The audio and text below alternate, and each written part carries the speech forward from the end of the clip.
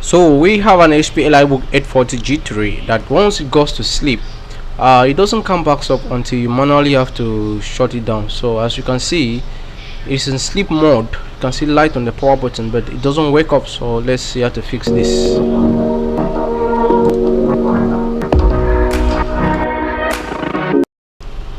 I've left the link to this website below. So it's a HP official website.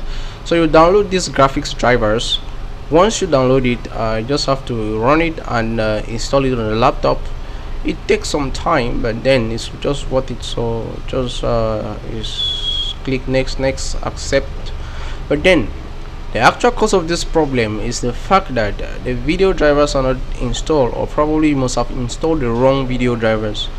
So you just need to do this and it will update your video drivers, and after that I think the problem will be solved. This one have always worked for me. It have worked for me a lot of time. So